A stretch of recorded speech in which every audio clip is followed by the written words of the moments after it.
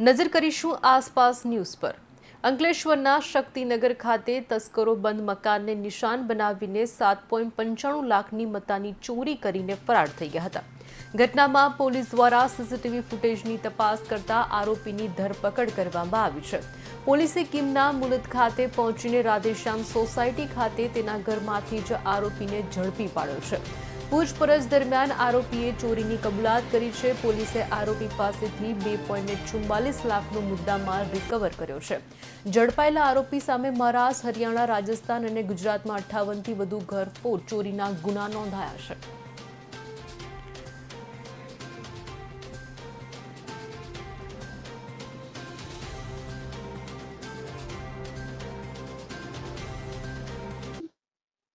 ભરૂચ જિલ્લાના અંકલેશ્વર એ division police સ્ટેશનમાં ગત 16/11/2024ના રોજ દિવસના દરમિયાન એક ઘરફોડ ચોરીનો ગુનો બનેલો હતો, જેમાં ગામના જે ફરિયાદી શ્રી છે એ કલાક માટે જ ઘરની બહાર ગયેલા હતા। એ દરમિયાન 3 મિનિટના સમયમાં ચોરીને અંજામ આપેલો હતો।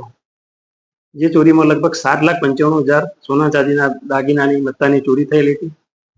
જે ચોરી બાબતે ઉપલી અધિકારીશ્રીઓએ ગુનો ડિટેક્ટ કરવા સૂચના આપેલી, જે અનુસંધાને અંકલેશ્વર એ ડિવિઝન પોલીસ આ ગુનાની તપાસમાંથી એ દરમિયાન તેમે વુમેન ઇન્ટેલિજન્સ તથા ટેકનિકલ સર્વેલન્સ આધારે તપાસ કરતા આ ગુનાને જેને અંજામ આપેલો હતો તે ઘરફોડ જેને ચોરી કરેલી હતી તે તોમતદાર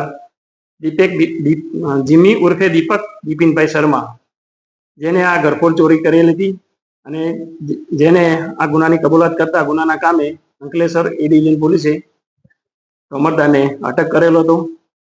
અને આ જે તોમતદાર છે એની પાસેથી 4,42,860 રૂપિયાના સોના ચાંદીના દાગીનાની રિકવરી પણ કરવામાં આવેલ છે। આ જે ઘરફોડ ચોરી કરનાર જે તોમતદાર છે એને અગાઉ ગુજરાત, મહારાષ્ટ્ર, હરિયાણા અને રાજસ્થાન રાજ્યમાં મળીને કુલ લગભગ 58 જેટલા ઘરફોડ ચોરીના ગુનાઓ એને કરેલ છે। આ ઉપરાંત આ જે ચોર છે દિવસ દરમિયાન જે સોસાયટી હોય તેમાં મોટરસાયકલથી ફરતો હતો અને કોર્નરના મકાન હોય તથા ફ્લેટ હોય એમાં પણ કોઈ કોર્નર ના હોય એની રેકી કરી અને ઘરફોડ ચોરીને અંજામ આપતો હતો। આમ આ ગુનાના કામે અંકલેશ્વર એ ડિવિઝનના પીએસ શ્રી બીજી ચાવડા તથા તેમના ટીમના તથા પોસ્ટેના માણસોએ થોડાક જ સમયમાં આ ગુનાને ડિટેક્ટ કરી અને પ્રશંસનીય કામગીરી કરેલ છે।